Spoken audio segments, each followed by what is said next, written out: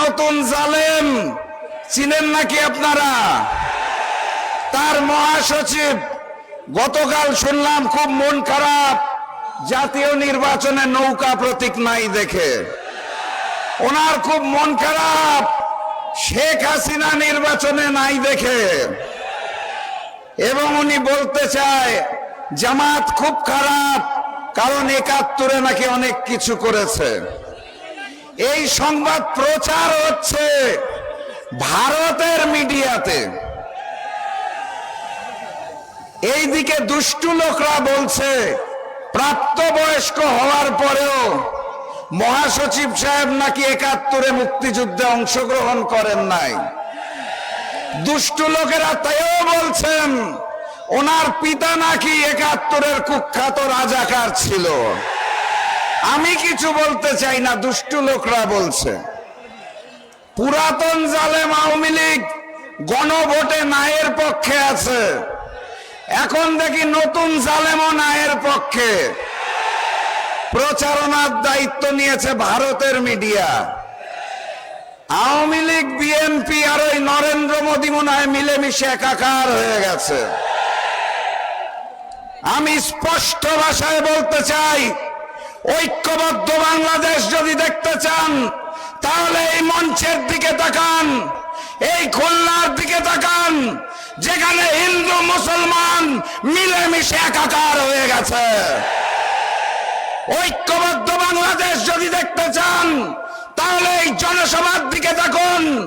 আমার ভাইয়েরা এবং বোনেরা সুশৃঙ্খল ভাবে একত্রিত হয়েছে, কথাবার্তা পরিষ্কার। খুলনার ৬টি আসন, কয়টা? ৪ নম্বরে দেওয়ালগড়ি, কি প্রতীকটা কি?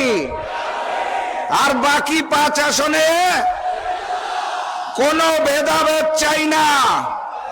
আগামী দিনের প্রধানমন্ত্রী মানবিক নেতা ডক্টর শফিকুর রহমানকে খুলনার ৬ আসন উপহার দিতে হবে। আর ওই গণভোটে হাকে জয়যুক্ত করতে হবে, কোনো বিকল্প নাই। সারা বাংলাদেশে নতুন জালেমরা আমার বোনদের উপর আক্রমণ করছে, আপনারা জানেন তো। এই বাম পাশে আমার বোনেরা আছে, তাদের জানিয়ে দিতে চাই মুহাম্মদ সাল্লাল্লাহু আলাইহি সাল্লামের সময় সকল যুদ্ধে পুরুষ এবং নারী একসাথে যুদ্ধে অবতীর্ণ হতো ইসলামের জন্য। আপনারা আমার বোনেরা ঘাবড়াবেন না, আপনাদের ভাইরা এই পারে আছে। এক রক্তবিন্দু যদি শেষ রক্তবিন্দু দিতে হয় তাও আপনাদের ইজ্জতের কোনো অপমান হতে দেওয়া হবে না। 12 তারিখে জালেমের পতন হবে, ঐক্যবদ্ধ বাংলাদেশের বিজয় হবে ইনশাআল্লাহ। বক্তব্য শেষ 2 লাইন। আগামীর প্রধানমন্ত্রীর নাম কি? আর আপনারা বড় সৌভাগ্যবান, কারণ ডক্টর শফিকুর রহমান প্রধানমন্ত্রী হওয়ার পরে সবচেয়ে গুরুত্বপূর্ণ মন্ত্রণালয়ের মন্ত্রিত্ব যিনি নেবেন তিনি এই মঞ্চে বসে আছেন। ওনার নাম কি? আলহামদুলিল্লাহ, খুলনাবাসীর জন্য অনেক অনেক ভালোবাসা। 12 তারিখের পর আবার আসবো বিজয় উদযাপন করার জন্য ইনশাআল্লাহ। নারায়ে তাকবীর, নারায়ে তাকবীর, নারায়ে তাকবীর। এটাই আমাদের বিজয় ধ্বনি।